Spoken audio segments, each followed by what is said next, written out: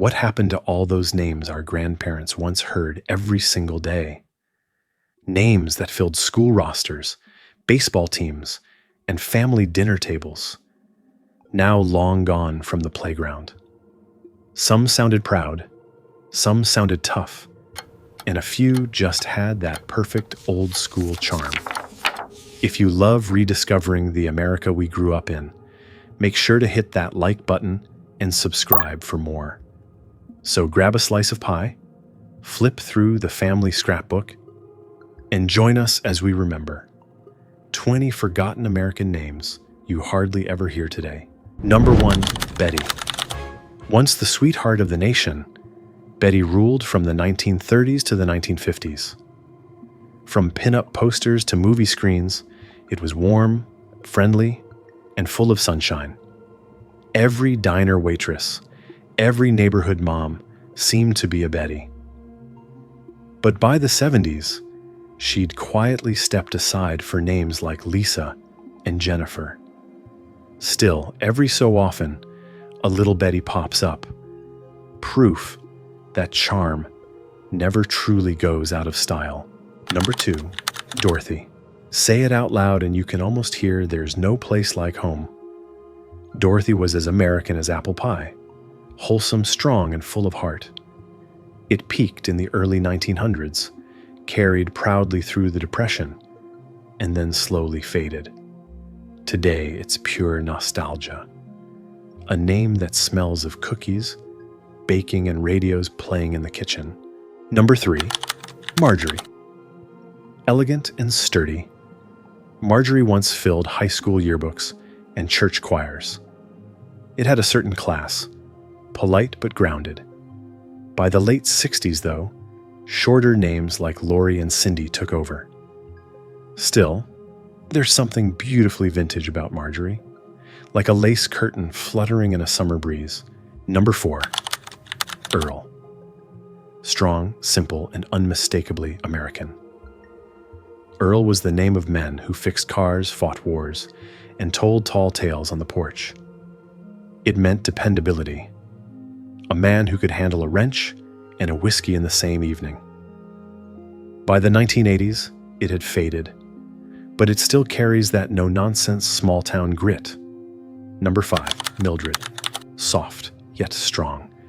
It literally means gentle strength. From the 1920s housewives to post-war working women, Mildred had quiet dignity. Then came names like Melanie and Michelle, and Mildred slipped away. Now when you hear it, it feels like hearing your grandma's laugh from an old home video, warm and comforting. Number 6, Gladys. You can almost hear it said with a southern twang.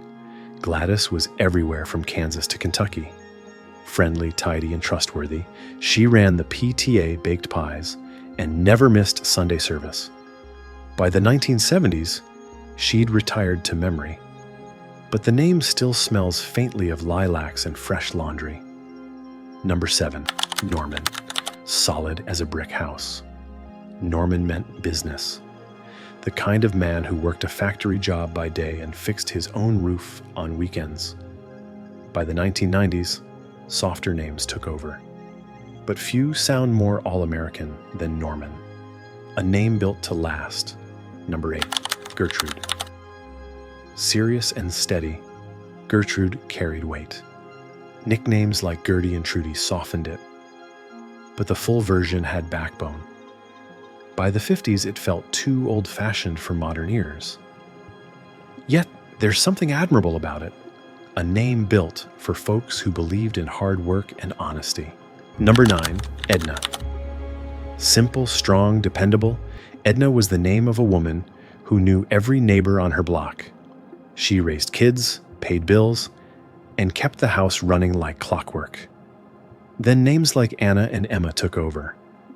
Still, Edna has that quiet American dignity, sturdy, proud, and unbothered. Number 10, Ethel. Once one of the most popular girls in America, Ethel meant noble, and sounded it too. Proper, elegant, and proud, it filled baby books before World War II. By the 60s, she'd retired gracefully. Now she lives on in black and white photos and the sound of swing music drifting from an old record player. Number 11, Hilda. A name with grit. Hilda worked through the war, ran the house, and never complained. She wasn't glamorous, but she was the glue that held everything together. Maybe that's why she deserves more love than she gets today. Number 12, Phyllis. Fresh, green, and graceful. Phyllis had a poetic ring to it. It filled classrooms across the Midwest and East Coast, from Detroit to Boston. By the 1970s, it started to sound old school, like a name from your mom's bridge club. Now it's a memory, calm, classy, and full of quiet charm. Number 13, Ernest. A name with meaning. It literally stood for honesty. For decades, it was worn by men who shook your hand firm and looked you straight in the eye. By the late 20th century, it sounded a little too stiff, but there's something timeless about it. Ernest is a name that still means what it says. Number 14, Clifford. From the ford by the cliff, Clifford had a rugged sound with polite manners. Strong, steady, dependable. The kind of guy who helped you move without asking for gas money. Shortened to Cliff, it lasted a little longer, but the full version faded after the 1960s.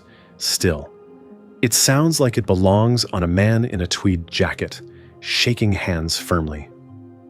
Number 15, Wilfred, gentle and friendly, Wilf for short. It was popular for boys born between the wars, men who built, repaired, and kept promises. It disappeared for decades, but lately it's creeping back. Maybe we've started to miss names that sound kind. Number 16, Cecil. Old school and elegant, Cecil belonged to men who read newspapers and wore hats to dinner. It carried class and quiet intelligence. But by the 1960s, it felt too formal for a world full of jeans and rock and roll.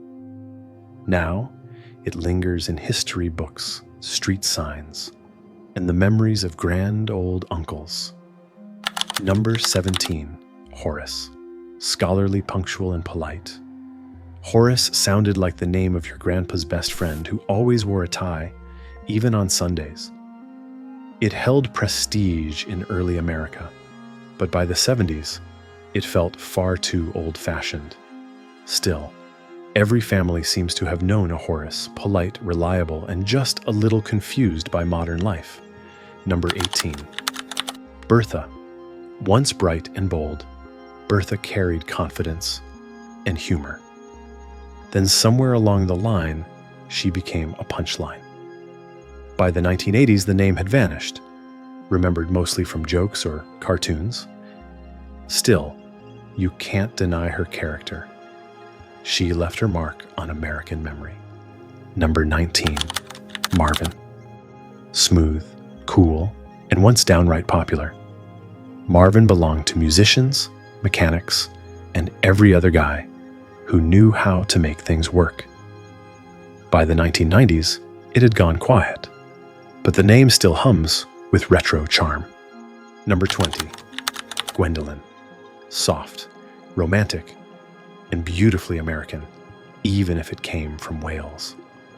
It was the kind of name you'd find in handwritten love letters or tucked inside yearbooks. By mid-century, nicknames like Gwen and Wendy took over. But say Gwendolyn out loud, and you can almost hear a jukebox playing in the background. They weren't just names. They were voices, values, and memories woven into everyday life. Each one tells a story about the America that shaped us, a country of milkshakes, handwritten letters, and neighbors who actually knew your name.